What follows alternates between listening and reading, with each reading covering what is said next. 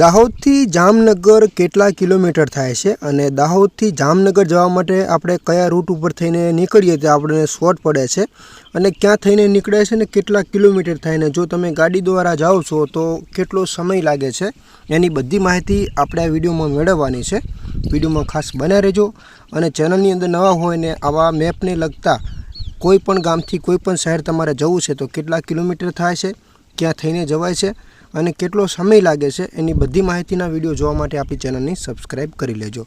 તો આજે મિત્રો વિડીયો આપણે રહ્યા છીએ દાહોદથી જામનગર જવા માટે કઈ બસ કેટલા વાગે નીકળશે, સોરી મિત્રો ક્યાં થઈને મતલબ જવાય છે અને કેટલા કિલોમીટર થાય છે। તો સૌથી પહેલાં તો મિત્રો મેઇન રૂટની આપણે વાત કરીએ તો જામનગરથી રાજકોટ થઈને નડિયાદ થઈને તમે નીકળો ને તો તમારા જે કિલોમીટરની વાત કરીએ તો મિત્રો 482 કિલોમીટર થાય છે ને 8 કલાક અને 50 મિનિટ થાય છે તમારી ઘરની ગાડી મતલબ 4 વ્હીલર ગાડી હોય તો। હવે એમાં પાછા બે રૂટો પડે છે। જો ડાયરેક્ટલી તમે જામનગર થઈને મોરબી સાઈડ થઈને નીકળો છો તો કેટલું થાય છે અને અમદાવાદ ઉપર થઈને નીકળો છો તો કેટલું થાય છે એની પણ માહિતી આપણે મેળવવાની છે। કયા કયા રૂટ ઉપરથી કયા કયા ગામડો આવે છે એ પણ આપણે વિડીયોમાં મેળવવાનું છે। હવે જેવા જામનગરથી આપણે નીકળીએ છીએ તો મેં તમને રાજકોટની વાત કરી, ક્યાં થઈને નીકળાય છે એ તમને કહી દઉં તો તમે જામનગરથી જે અલગ અલગ છે તો દાહોદથી આપણે દાખલા તરીકે નીકળવાનું છે ને જામનગર જવાનું છે તો અહીંયા દાહોદથી ક્યાં થઈને નીકળાશે તો દાહોદથી આપણે નીકળીએ લીંબખેડા થઈને ગોધરા, ડાકોર, નડિયાદ, ખેડા,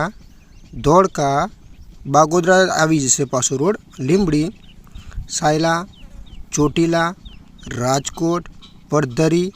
ધ્રોલ અને જામનગર આ વચ્ચેના સ્ટેશનો આવશે। અને બીજા જે મેં તમને અમદાવાદ ઉપર થઈને મેં તમને વાત કરી કે આપણે અમદાવાદ ઉપર થઈને નીકળવું છે તો અમદાવાદ ક્યાં થઈને રૂટ નીકળશે એ તમને વાત કરી દઉં। તો જેવા તમે દાહોદથી નીકળો છો તો લીંબખેડા આવશે અને લીંબખેડાથી ગોધરા આવશે અને ગોધરાથી થોડા તમે આગળ જશો તો ત્યાં તમને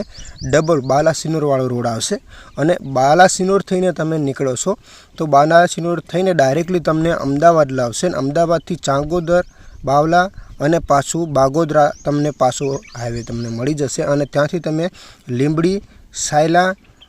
ચોટીલા, રાજકોટ, પડધરી, ધ્રોલ અને જામનગર જઈ શકો છો। હવે એમાં પણ મિત્રો બે રોડ પડે છે। ચોટીલાથી તમે વાંકાનેર થઈને તમારે જવું છે જામનગર તો વાંકાનેર થઈને ટંકારાવાળા રોડ ઉપર થઈને ધ્રોલ પાસો આવી જશે રોડ અને ત્યાં થઈને પણ તમે જામનગર જઈ શકો છો। હવે મિત્રો જે અલગ અલગ રૂટમાં કેટલા કેટલા કિલોમીટર થાય છે આપણે એ પણ જોઈ લઈએ। મેઇન રૂટની આપણે વાત કરીએ કે દાહોદથી નડિયાદ થઈને તમે ચોટીલા રાજકોટ થઈને જે ચોટીલા થઈને જામનગર જાઓ છો તો 482 કિલોમીટર થાય છે મેપ દ્વારા અને 8 કલાક અને 50 મિનિટ તમારી 4 વ્હીલરમાં થાય છે। હવે વાત કરીએ જે રૂટની આપણે થોડાક ફેરફાર કરીએ તો મેપની અંદર જે રૂટની અંદર ફેરફાર કરીએ તો કઈ રીતે રૂટ ક્યાં થઈને નીકળે છે એ આપણે જોવાનું છે। જો તમે અમદાવાદ ઉપર થઈને નીકળો છો તો અમદાવાદ ઉપર થઈને તમે નીકળો છો તો તમારા કિલોમીટર મિત્રો છે ને વધી જશે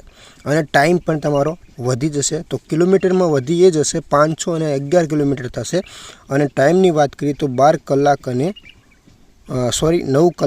12 મિનિટ થશે।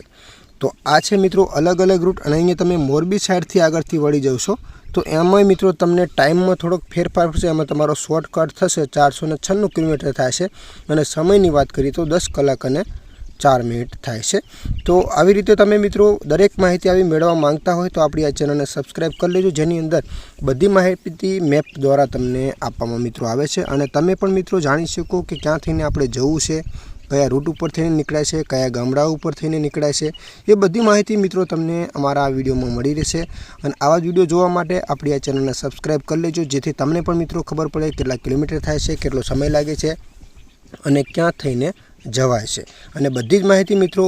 ઇન્ડિયન મેપ એપ્લિકેશન દ્વારા તમને આપવામાં આવે છે। તમે પણ મિત્રો બધી માહિતી જોઈ શકો છો।